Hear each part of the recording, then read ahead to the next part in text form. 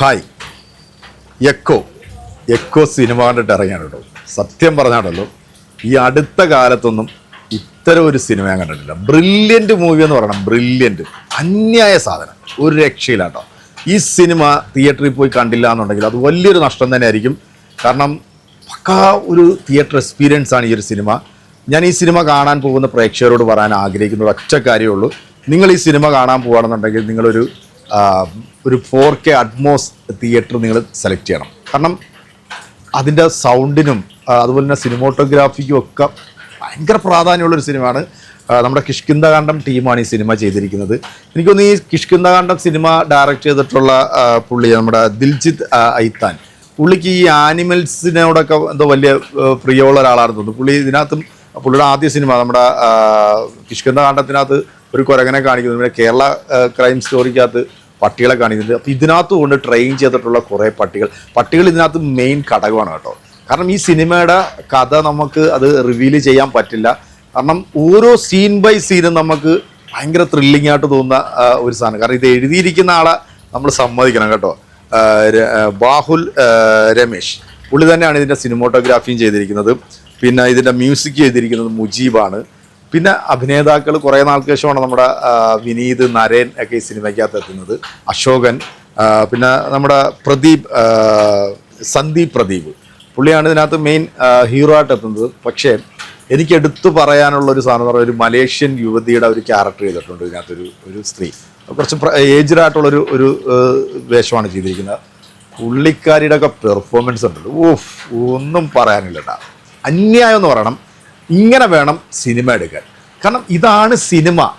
നമ്മൾ തിയേറ്ററിൽ കയറി ഇരുന്ന് ഒരു 2 മണിക്കൂർ നമ്മൾ ആ സിനിമ അങ്ങനെ നമ്മളിങ്ങനെ അതിനകത്തിട്ട് ഇങ്ങനെ വട്ടം കറക്കി നമ്മളെ ത്രില്ലടിപ്പിച്ച് ഒരു പക്ക ഒരു എന്താ പറയുക, ഒരു ഇൻവെസ്റ്റിഗേഷൻ, ത്രില്ലർ, ക്രൈം, അങ്ങനെ എന്ത് വേണേലും വിശേഷിപ്പിക്കാവുന്ന ഒരു കിഡു സാധനം എന്ന് പറഞ്ഞാൽ പോരാ, അന്യായ സാധനം. അതുപോലെ നമ്മുടെ ഈ സന്ദീപ് പുള്ളിയൊക്കെ പൊളിച്ചടിക്കുക കേട്ടാ. പുള്ളി വേറെ ലെവലാണ്. സെക്കൻഡ് ഹാഫിലേക്ക് എനിക്കൊന്ന് ഫസ്റ്റ് ഹാഫിനെക്കാട്ടി ഗംഭീരമാണ് ഇതിൻ്റെ സെക്കൻഡ് ഹാഫ്. അതാണ് ഒരു സിനിമയുടെ വിജയം എന്ന് പറയുന്നത്. അതിൻ്റെ സ്ക്രിപ്റ്റ് എടുത്തു പറയേണ്ട ഇതിൻ്റെ ഒരു സ്റ്റോറി ലൈൻ ഉണ്ടല്ലോ, അത് കിഡുവാണ്. അത് പുള്ളി ഇങ്ങനെ അത് ഡയറക്റ്റ് ചെയ്ത് കൊണ്ടുപോയി പിന്നെ അതിന് വേണ്ട ആ ഒരു BGM ബാക്ക്ഗ്രൗണ്ട് സ്കോറൊക്കെ കൊടുത്തിട്ടുണ്ടല്ലോ, സാധനം വേറെ ലെവലിലേക്ക് പോയി എന്നുള്ളത്. ഇതൊരു മലയാളത്തിൽ മാത്രം ഒതുങ്ങിക്കേണ്ട ഒരു സിനിമയായിട്ട് എനിക്ക് തോന്നുന്നില്ല. കാരണം ഒരു പാൻ ഇന്ത്യൻ ലെവലിലേക്കൊക്കെ ഈ സിനിമ പോകണം എന്നാഗ്രഹം. കാരണം അത്രത്തോളം ബ്രില്യൻ്റ് ആയിട്ട് ഈ സിനിമ ചെയ്തു വരുന്നത്. എനിക്കൊന്ന് ഈ പുള്ളി ചെയ്തിരിക്കുന്നതിൽ, ഈ ദിൽജിത്ത് ചെയ്തിരിക്കുന്നതിൽ ടോപ്പ് സിനിമ വേണമെന്ന് പറയാം. കിഷ്കിന്ധാകാന്ഡം ഗംഭീര സിനിമ തന്നെയായിരുന്നു. അതിനും മുകളിൽ നിൽക്കുന്ന ഒരു സിനിമയായിട്ടാണ് എനിക്കിതിനെ തോന്നിയത്. പിന്നെ എടുത്തു പറയണമെന്ന് പറഞ്ഞാൽ ഇതിനകത്ത് നമ്മുടെ വിനീതും പിന്നെ മറ്റൊരു ക്യാരക്ടറുണ്ട്, കുര്യച്ചൻ എന്ന് പറയുന്നിട്ടുള്ളൊരു ക്യാരക്ടറുണ്ട്. ഇവർ രണ്ടുപേരിലൂടെയാണ് ഈ സിനിമയുടെ കഥ പോകുന്നത്. പിന്നെ മലേഷ്യ കാണിക്കുന്നുണ്ട്. ഒരു 1890s കാലഘട്ടമാണ് ഈ സിനിമയുടെ ഒരു കഥാ പശ്ചാത്തലം. ലൊക്കേഷനൊക്കെ കിട്ടുവാണ് കേട്ടോ. ഇത് എവിടുന്ന് ആര് പോയി ഇത് തിരഞ്ഞെടുത്തെന്ന് പറയാം. പുള്ളിയുടെ മിക്ക സിനിമകളും ഒരു കാടിൻ്റെ പശ്ചാത്തലമൊക്കെയാണ്. പക്ഷേ ഇത് ഒരു രക്ഷയില്ല, അന്യായ സാധനം. സിനിമ മസ്റ്റ് വാച്ചാണ് തിയേറ്ററിൽ. ഞാനിതിൻ്റെ കൂടുതൽ വിശേഷങ്ങൾ പറഞ്ഞു പോയി കഴിഞ്ഞാൽ ചിലപ്പോൾ കഥയിലേക്ക് കടക്കും. കഥ പറഞ്ഞു കഴിഞ്ഞാൽ സ്പോയിലാവും. കാരണം ഇതിൻ്റെ ഓരോ സീൻ ബൈ സീനും അത് നമ്മളിങ്ങനെ തിയേറ്ററിൽ ഇരുത്തി ഇങ്ങനെ ത്രില്ലടിപ്പിച്ച് ഇങ്ങനെ കൊണ്ടുപോകും. നല്ലൊരു മൂഡ് ക്രിയേറ്റ് ചെയ്താണ് ഈ സിനിമ നമ്മളിങ്ങനെ കൊണ്ടുപോയിക്കൊണ്ടിരിക്കുന്നത്.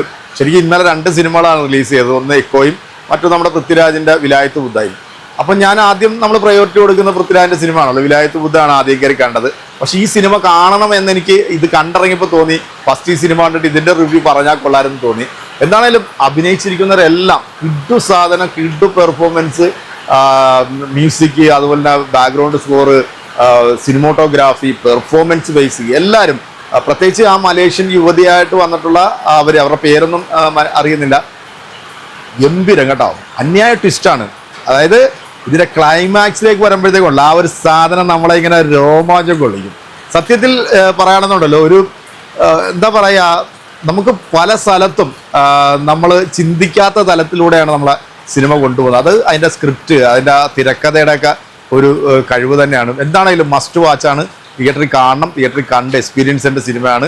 കിഡു മൂവി, ഒന്നും പറയാനില്ല. ഗംഭീര സാധനം. ഈ അടുത്ത കാലത്ത് ഒന്നും കാണാത്ത തരത്തിലുള്ള ഒരു കിഡു മൂവിയാണ്. കണ്ടവരാണെന്നുണ്ടെങ്കിൽ നിങ്ങളുടെ അഭിപ്രായം പറയാം. ഒരു രക്ഷയില്ല കേട്ടോ. കിഡു സാധനം. എനിക്ക് സത്യത്തിൽ ഒരു സങ്കടം തോന്നിപ്പോയെന്ന് പറഞ്ഞാൽ ഞാനിത് കണ്ടത് ഒരു 2K തിയേറ്ററിലായി പോയി എന്നുള്ളൊരു സങ്കടമുള്ളൂ. പക്ഷെ ഞാനിത് 4K അറ്റ്മോസിൽ ഒന്നും കൂടെ ഈ സിനിമ കാണും, ഒരു രക്ഷയില്ല.